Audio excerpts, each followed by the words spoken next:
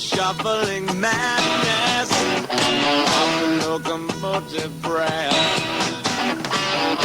runs the all-time loser headlong to his death. Oh, it feels a piston scraping, steam breaking on his brow. Oh, Charlie stole the handle, and the train it won't stop going. No, it could slow down.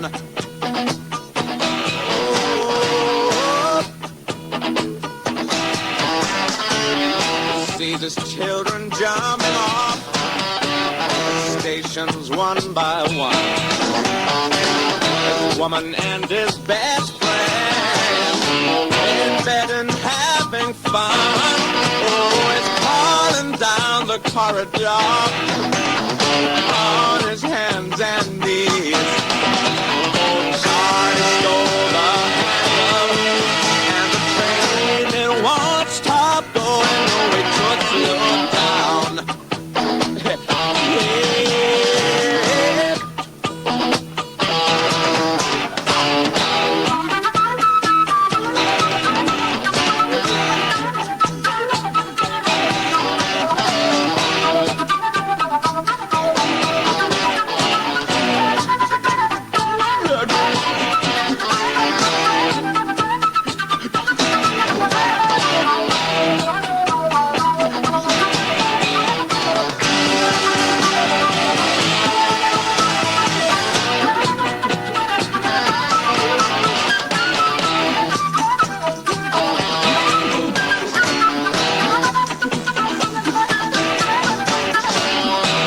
The silence howling, catches angels as they fall, and the all-time winner has got him by the balls. Oh, it picks up Gideon's Bible, open at page 1. I thank God he stole the handle, and the train it won't stop going. No, it could slow down. No way to slow down. No way to slow down. No way to slow down. No way to slow down. 103 She and Jethro Tull could not slow down. Locomotive Breath from Aqualung. The Waterbed Warehouse is ready for the annual Waterbed Warehouse Holiday Super Sale. The Waterbed Warehouse has put together Florida's most comprehensive array of waterbed systems and beanbag chairs, giving you virtually unlimited selection at truly unbelievable prices. And there's no waiting. Our standard padded upholstered Naugahyde frame is in stock in all standard sizes in a variety of colors. So if you buy today, you can bounce tonight. King-size frames from $17.95. Imported bedspreads and tapestries from $3.95. Hundreds of beanbags, accessories, and much more, all at the Waterbed Warehouse. Easy to reach from anywhere. 35 Northeast 167th Street in North Miami Beach. 2 blocks east of I-95. The Waterbed Warehouse. Open 7 days, 10 till 9. Or call the Waterbed Warehouse at 651-1955. Live, on stage, outdoors in their 1974 Florida tour, the Chambers Brothers. The Chambers Brothers with special guest Judd and a special surprise film on Sunday, January 13th at 6 p.m. at the Thunderbird Drive-In on Sunrise Boulevard, Fort Lauderdale.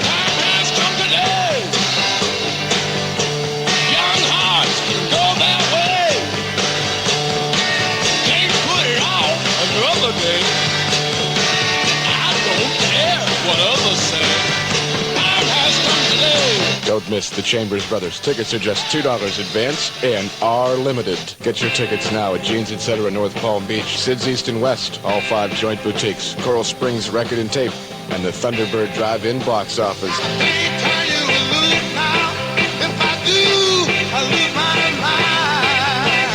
This is a Phantasma production. Oh, she says Ringo Starr feels kind of nice right now. Listen for Billy Preston on the keyboard. Oh my, from Ringo's Starr.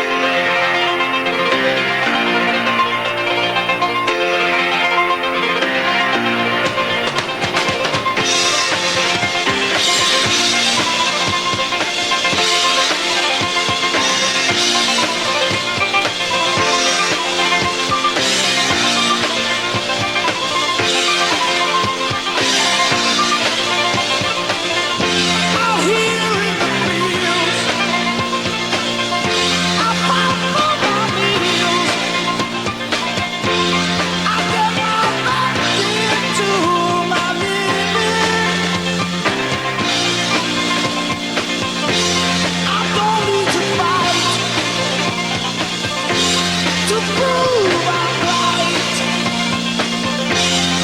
I don't need to be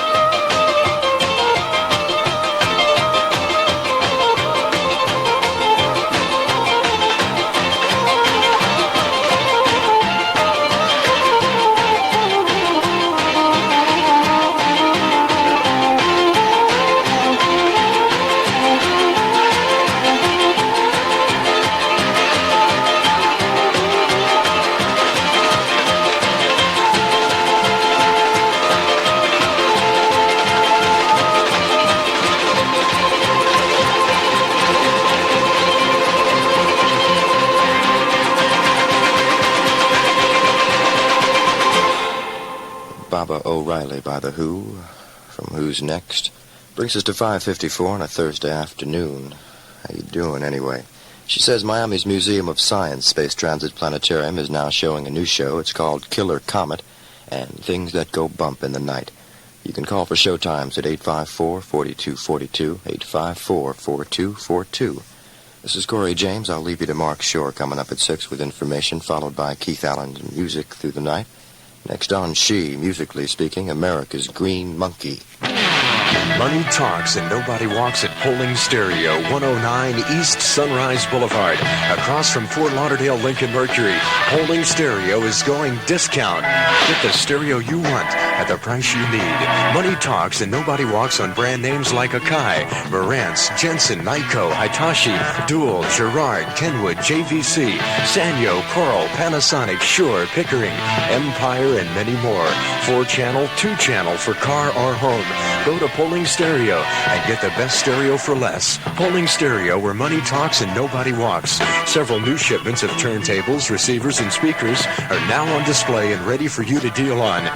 Come down and find out we mean business at Polling Stereo, where money talks, including MasterCharge and Bank Americard. Easy financing also available on everything we sell. Polling Stereo, 109 East Sunrise Boulevard, Fort Lauderdale. Polling didn't become the South's fastest growing stereo dealer by sitting on their woofer.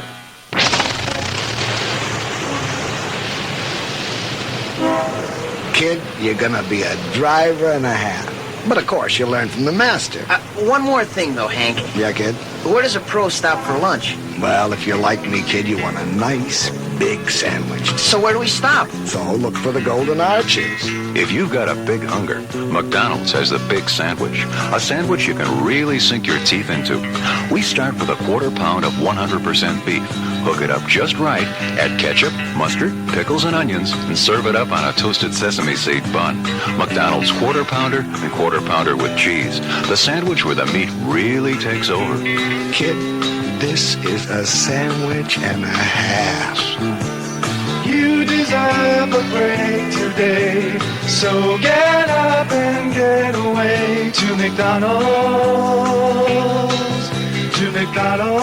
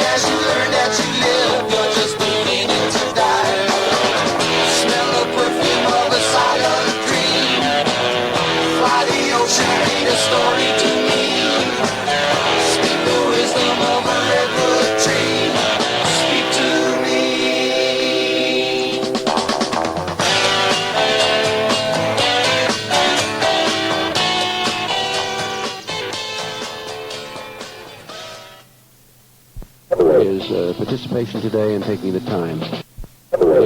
Participation today and taking the time. This is Chuck Hall, your mayor, and I want you to know that I say that in the sense I am your mayor. You call me when you need help of any kind. Dave, thank you, and good luck in the new year. And thank you, too, Mayor. Miami Beach Mayor Chuck Hall, who will also be back on next Thursday, sitting in for Bill Smith, who is vacationing from 3 to 6. And this is Dave Graveline on WKAT. Your Super Bowl station, WKAT Miami Beach, Miami. Cappy's Fine Jewelers has been established on Miami Beach since 1947. The integrity of Cappy's Fine Jewelers is proven in its 26 years of existence on Miami Beach. Well, now you may be happy to know that Cappy's Fine Jewelers is offering the highest prices paid for your gold, diamonds, precious, and semi-precious jewelry. Brokerage arrangements can be made for selling your jewelry, and bankers and attorneys are welcome. So bring your jewelry and talk it over at Cappy's, 9511 Harding Avenue, Surfside, and 1423 Washington Avenue, Miami Beach. This is The World Tonight. Good evening. I'm Douglas Edwards, CBS News. A service station operator in Salt Lake City summed it all up today. He said that what really kills people is when they buy $1's worth of gas and can't get home. They almost die, he said, when they have to pay $14 or $15 for a full tank. Fair comment, but just wait. Energy czar William Simon held his weekly news conference today, and Nelson Benton begins our energy report with that. The Energy Office is putting a bit more clout in its 10-gallon plan, disclosing an agreement with oil companies to have their owned and operated stations enforce the sales limit, as they are asking their brand name stations to do the same. The gasoline price situation, Energy Chief William Simon says figure on 8 to 11 cents more per gallon by March 1st from what it cost yesterday morning before announced increases by major oil companies. Maybe more in some places. That's judgmental because you're talking about some gas stations that are going to be higher. This is the national average. In certain areas, it's going to be higher than in others. As for those rumors about tankers hanging off the coast waiting for prices to rise, it's not true, Simon said. It could not work anyway, he said, under price policies based on what the oil cost when it was loaded at foreign ports. More on energy from Bernard Shaw. The front office men from sports and recreation were called into the Energy Office and asked to cut back on fuel and electricity. Baseball Commissioner Bowie Kuhn said his sport could conserve power by 20%. Henceforth, light towers won't come on at night games until the umpire says batter up. Instead of ball clubs flying 60% of the time by charter, Kuhn said this year teams will use more scheduled airline flights. We will be going this year very significantly towards scheduled airlines, recognizing that this will create some problems for us, mechanical problems, which we think we can solve. But we would hope that we can reduce the number of charters that we used in 1973 by about 50%. Ski and rodeo associations promised energy cutbacks, as did the Motion Picture Association. Spokesman Jack Valenti said marquees will be shut off when a movie isn't showing. Bernard Shaw, CBS News, Washington. President Nixon remains secluded at San Clemente, but the energy crisis is obviously among his high priority items, and there were new developments on that today. Bernard Kalb reports. Within the next week, President Nixon will begin a major international effort aimed at developing cooperation by oil-consuming and producing nations to meet the energy crisis. This disclosed today by Secretary of State Kissinger at a news conference here. Kissinger is saying that presidential initiatives will probably be made in an approach to various leaders. No numbers given, but he indicated it could be to about 20 countries or so. The Secretary declined to go into details, but he said the development of this approach will become public over the next few weeks. Kissinger isolated three aspects of the energy crisis: the Arab boycott, the cut in oil production, and rising prices, and emphasized that unless a systematic effort was made to solve the energy problem, there is no way any one nation can solve it by itself, not even a nation as powerful as the United States. It is the example par excellence of how interdependent the world has become, how impossible purely selfish policies are, and how suicidal for everybody it is to pursue totally independent courses. These new initiatives by the United States will include a spelling out of the ideas advanced by Kissinger in a speech in England last month, when he proposed that the United States, Canada, Japan, and Europe join with the oil-producing nations within 3 months to form an energy action group. Bernard Kalb, CBS News, San Clemente. Secretary Kissinger will be back in Washington tomorrow to talk with General Dayan, the Israeli Minister of Defense. Tom Fenton has a report from Tel Aviv. Informed sources said Dayan would emphasize in his talks with Secretary of State Kissinger that an Israeli withdrawal from the west bank of the Suez Canal would have to be accompanied by a thinning out of Egyptian forces on the east bank. The plan, to be outlined by Dayan, offers an Israeli pullback to new positions at the strategic Mitla and Gidi passes 20 miles inside the Sinai. Egyptian forces on the east bank would be thinned out, and between the Egyptian and Israeli forces would be stationed United Nations troops. The plan is similar to one Dayan proposed in 1971 and has already been rejected in principle by the Egyptians. Tom Fenton, CBS News, Tel Aviv.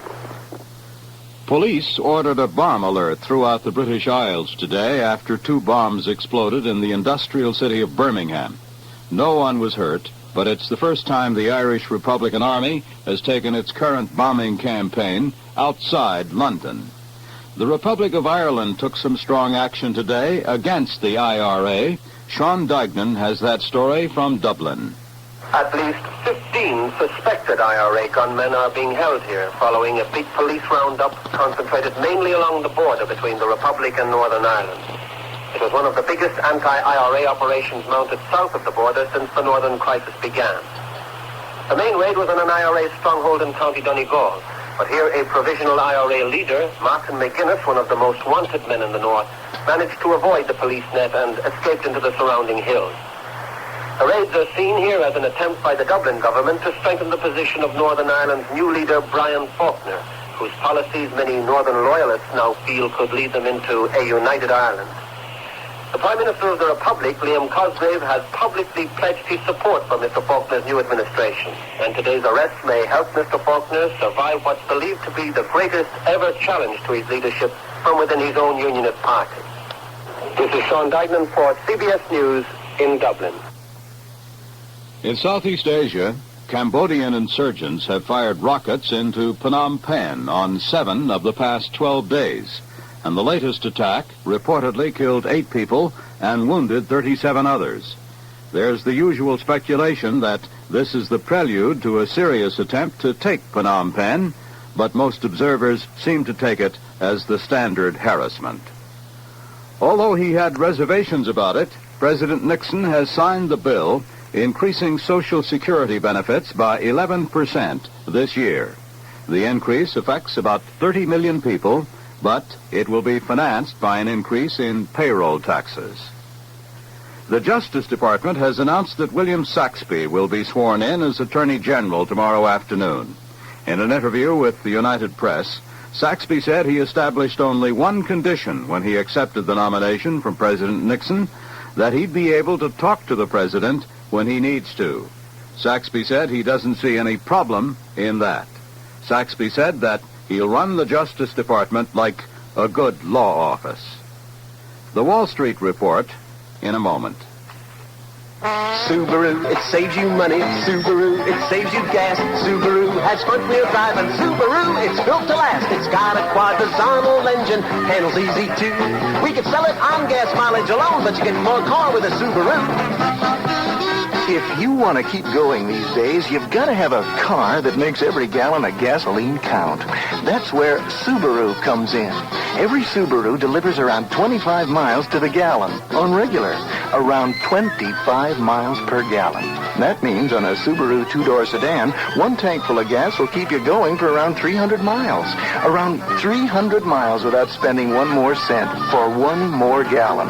Make sense? These days, you bet. Test drive the new front-wheel drive Subaru today. It'll keep you going. It's got a quadrizonal engine, handles easy too. We could sell it on gas mileage alone, but you get more car with a Subaru. This was the first day of the lower margin requirements, and Wall Street produced the strongest rally in about a month. The Dow Jones Industrial Average closed around 881, up more than 25 points.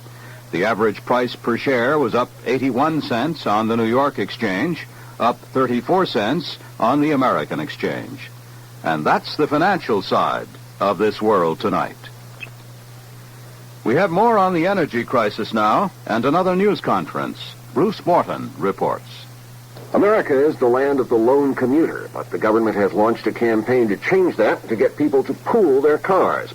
Transportation Secretary Claude Breniger said the alternative was gasoline rationing, and John Sawhill, Deputy Director of the Energy Office, said no one wanted that. This is the bottom of our list. This is what we want to avoid if all possible, because a rationing system is not only very costly for all of us as taxpayers, we estimate that the cost could be as high as $1.5 billion a year. It just is a gigantic bureaucracy and something that would be difficult to create, difficult to administer, and difficult to ever get rid of once we started it.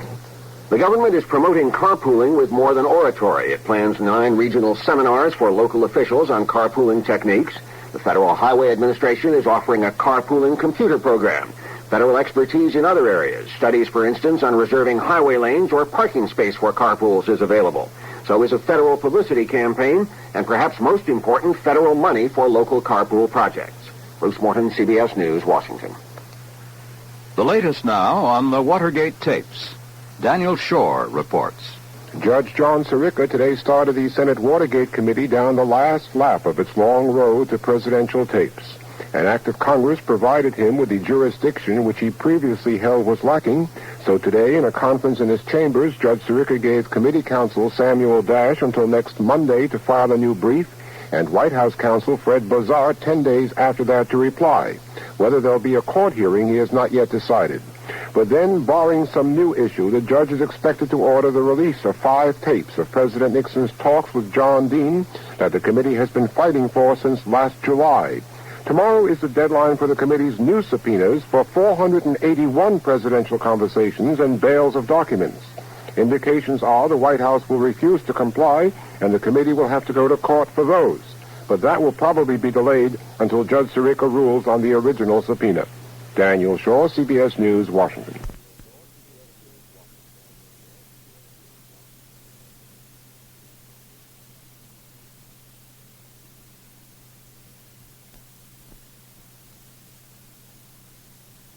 Scientific and against their professional religion.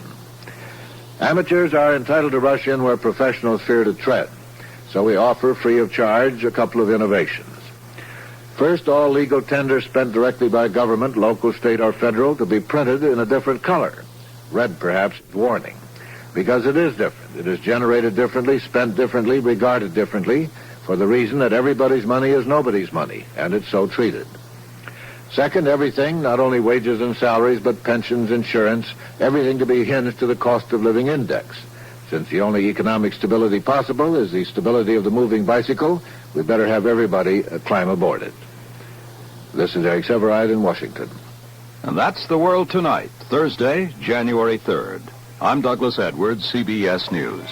World and national news from CBS on WKAT's Total News Hour. Next, the local scene. Good evening. It's 75 degrees in Miami at 6:15. This is John Harper for WKAT News. A dense northwest Florida fog has delayed the release of convicted Watergate conspirator Bernard Barker for at least one day. Federal marshals who were to have accompanied Barker on a trip to Washington were turned back because of the fog. Clara Barker says she will meet her husband in Washington, and we asked if she had made any plans for their reunion. Oh, I could hardly do that. I have to wait until he gets out and see what he wants to do, how he feels, and all that sort of thing. I saw him this weekend, and he was quite well, so the only problem is that, coming back home, a lot of friends. Miami is full of old families and friends, so everybody will want to talk to him and see him, so I still can't make any plans for him. I imagine he would like to rest, go fishing. That would be his first thing, and of course he wouldn't miss that Super Bowl for nothing. This is Bernard Barker. Some 100 Haitian refugees paraded from the Friendship Missionary Baptist Church to the federal building in downtown Miami this afternoon to demonstrate against federal deportation proceedings, which might send them back to their homeland. We talked about the mood of the marchers with Miami attorney Neil Sonnet. Well, they have remained very hopeful. We've told them all along that we can't expect any miracles out of the lower level courts because the judges are bound to follow what the precedent is and what the laws have been. And they have remained very thrilled about the great support that they've been receiving from the people in this community, from people elsewhere across the nation, from members of the media, radio, television, and newspapers. I think their mood is one of great hope. They know that they have been able to stay here in this country for over a year now, and they're just hopeful that they'll be able to spend the rest of their lives here in this country where they have been able to find real freedom. Miami attorney Neil Sonnet. Florida Power and Light Company officials revealed today that striking electrical workers were returning to their jobs in accelerated numbers. Since the weekend, nearly 100 men have reported to work. Among the returning workers are men who have served as union officials for the International Brotherhood of Electrical Workers for long periods of time. Many South Florida motorists thought that the end of the holidays would ease the gasoline supply situation, but they've since found lines just as long at area service stations. We talked about the matter with Bill Schimmer of the Allied Gasoline Retailers Association of Florida. I counted 4 out of 5 stations in one line along a given street, like it's on South Dixie, that were either closed or were closing their station at that time. And I stopped in and spoke to 2 of them, and one of them told me that he has set his time from 6 o'clock in the morning to 11, and that's the only hours that he can pump and still maintain a reasonable supply for each day of the month that he'll be open. Now, others are setting an allocation. One of the others I spoke to said that he has divided his allocation of gas for the month by the number of days he anticipates being open. And when he reaches that point in sales, he closes his pump. We're going to find quite a bit of this, and from indications sampled this morning and yesterday, unless this is all brought about by the 2 weekends that we had, it appears that we're going to experience more of the noontime closings by service stations than we are accustomed to in the past. Bill Schimmer of the Allied Gasoline Retailers Association of Florida.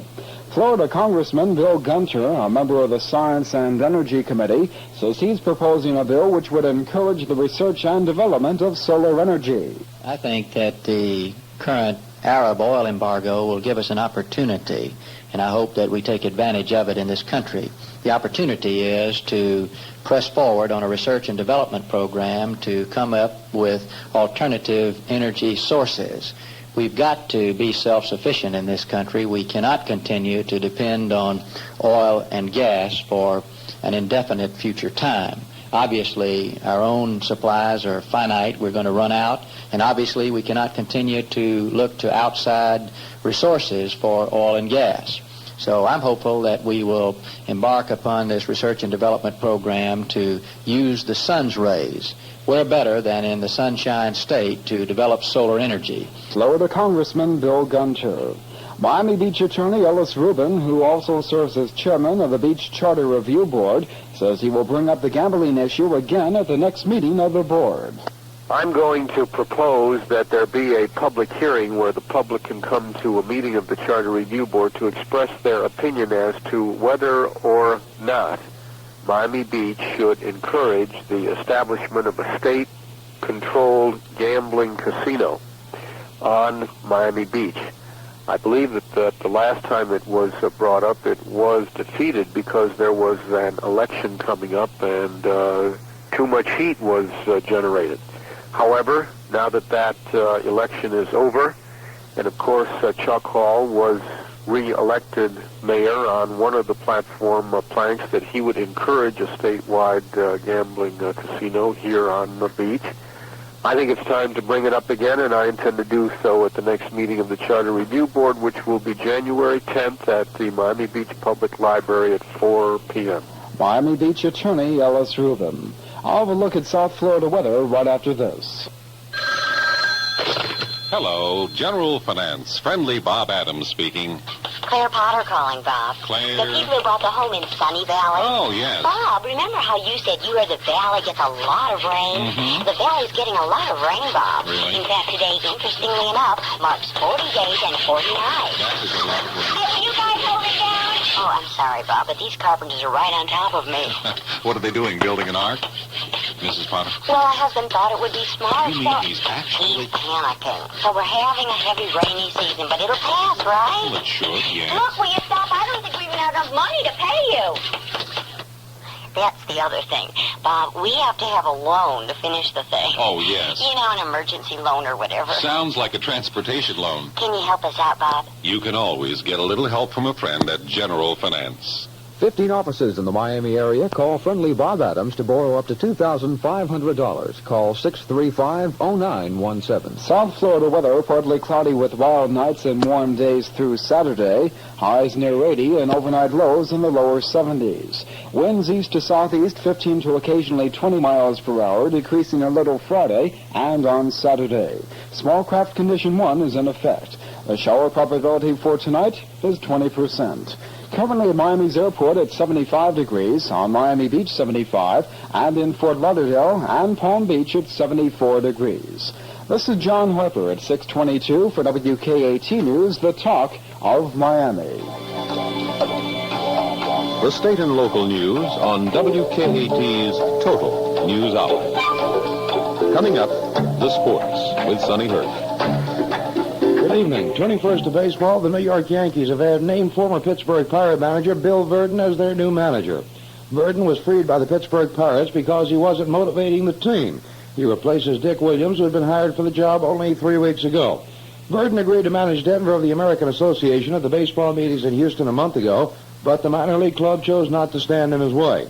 Williams has 2 years to run on an Oakland contract, and A's owner Charlie Finley had steadfastly refused to grant the Yankees permission to sign him.